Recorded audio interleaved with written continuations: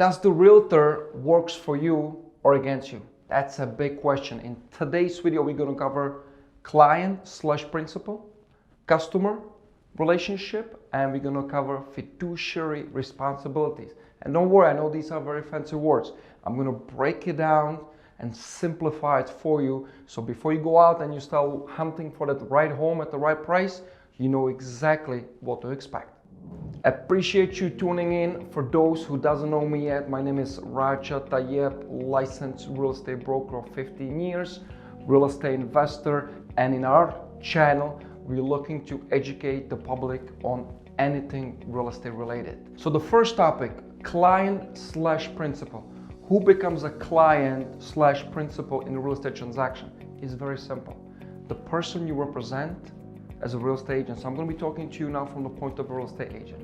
So the person who do we represent, the person who best interests we have in mind, the person who we negotiate for, that person becomes a client/principal. That's the person we have a contract with, right? Same thing like when you hire an attorney and you have a contract with an attorney, this attorney represents you. This attorney has your best interests in mind above any other interest, including our own, right? So that's a client/principal in a nutshell. Who's a customer? Customer is someone we work with. We do not have a relationship with the customer. We work with the customer. We owe the customer honesty and fair dealing, but we do not negotiate on behalf of the customer. We do not represent the customer. We work with them, we treat them fairly, we are 100% honest to them, but we always look out after the interest of our client. To elaborate more on the customer, just to really explain it, a recent survey had actually showed that most of the buyers that had worked with an agent believe they are being represented by the agent, which was false. Most of the buyers in today's market, they just work with the agent, meaning they do not have a contract in writing with the agent that they're being represented. They're being negotiated for, right? They're being looking after. So if you're out there and you're working with 5 different agents, looking at a bunch of different homes, your relationship with a particular agent is as a customer relationship, right? They owe you an honesty and they owe you a fair dealing, but that's where it pretty much ends, right? On the other hand, as a client/principal, now you have an agent who works for you. You as a buyer, you have a contract that specifically tells you everything that the agent is responsible for. So now that you know the difference between client and customer, and I know it's a heavy topic, right? If you're still not 100% clear, comment below, drop me a line, we'll respond, we'll send you some disclosures, we'll send you some articles on it so you can really become super clear on what the client/principal relationship is and what the customer relationship is like. Now we're gonna jump into fiduciary responsibilities. And I had brought a New York real estate book. I'm going to read you directly from the book to tell you exactly when you are represented, when you become a client/principal, what we as a licensees, what our fiduciary responsibilities are, okay? So let me just open up the book and we'll start with O, that stands for obedience. And the way we remember it back in the school, it's by remembering an old car, right? So I'll just go through them. So O stands for obedience. L stands for loyalty, D stands for disclosure, full disclosure, C stands for confidentiality, A stands for accountability to act, and R stands for reasonable care and skill. But I want to read you today, I want to do something special. I want to read you today from the real estate book that we all have to read and we have to pass the real estate exam. So number 1, it's going to be O, obedience. Right? So the agent must act with obedience. Obey reasonable and legal instructions from the principal. Of course, the principal cannot require the agent to perform illegal acts such as violating fair housing laws.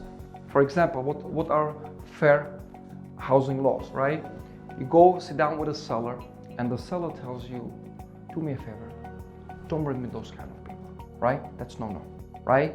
I have to be obedient to a client or a principal, but not when it's actually violating the fair housing laws, right?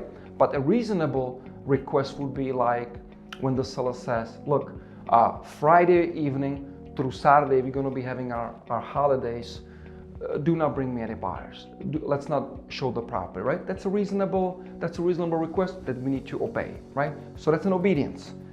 L stands for loyalty. Let's talk about loyalty, but let's see what the book says. Okay, so loyalty, an agent must demonstrate loyalty to the principal and must work diligently to serve the best interests of the principal under the agency contract, which means the client's interests above any others, above mine, above my team members, above the buyers, right?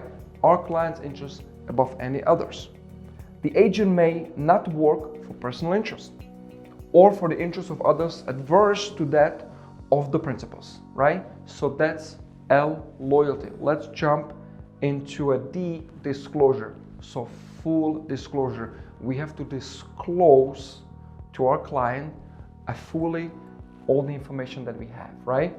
In this point, I'm going to share with you an agency disclosure form, right? As a licensee, on the very first meeting when we discuss real estate, we as licensed real estate agents need to discuss with you an agency, real estate agency relationship, right? And again, it's either the customer or it's the client, right? So I'm going to show you here a form that I'm going to leave in the comments below. I'm going to leave a link over there that you can go in and click and read for yourself.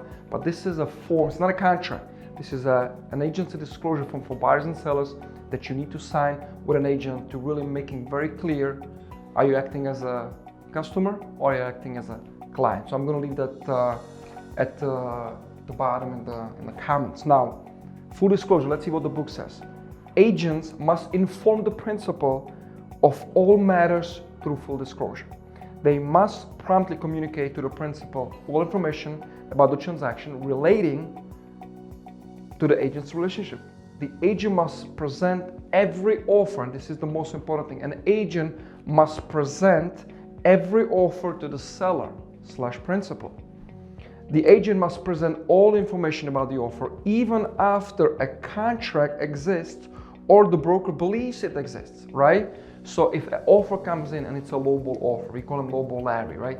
We still have to present it to the homeowner. We still have to disclose it, right? If the homeowner is under contract, right, which means he's already exclusively tied to a buyer, another offer comes in, we still have to have a full disclosure and let the client know, hey, there's a new offer on the table. So that's D. So we covered the all, right? Obedience, loyalty, and disclosure. Let's look at the car. Number one, confidentiality. Because of the fiduciary responsibilities, the agent owes the principle of faith, trust, and confidentiality. I feel like I'm getting married. That's serious it is, right? The real estate agent owes the principal. Now, who's the principal? It's the client, not the customer, right? So the old car, the fiduciary responsibilities are only for the client and only for the principal, not for the customer, just to be clear. For example, when a seller's agent represents principals who are selling the property because of a divorce, the agent should not reveal this information to prospective purchasers without the seller's permission. So very important, loyalty, right? Do not disclose information about your client. They're gonna harm him in the negotiation, right? If you know the seller's gonna take $100,000 less, don't tell the buyer, right? You have a loyalty to your principal. So that covers the C, confidentiality. A, accountability. Generally refers to financial accountability, right? So when, let's say, a buyers give us a good faith deposit for the homeowner, we cannot put in our personal account and commingle it with our personal expenses, or we cannot put it into our operating account and then pay our rent or our staff with it, right? So accountability really comes down to refer to the financial accountability. As an agent, must account for and promptly remit as required all money or property entrusted to the agent for the benefit of others. Okay, so that's accountability. And finally, reasonable skill and care. This is my favorite, right? When offering services to a principal, agents assert that they possess the necessary skills and training to perform the requested services, right? So when you're a brand new agent and you just started in your real estate journey, you do not have the skills yet, right? You do not have the expertise. You most probably won't be able to earn a principal-client relationship from the beginning. You're gonna have to learn the skill. You're gonna have to go to a training. You're gonna have to learn from your broker to understand the market, understand the pricing, understand the negotiation before you go out there and you really earn the right to represent someone in such a serious, important transaction, right? So here you gotta have it, old car. So remember it, obedience, loyalty, full disclosure. That's the old car.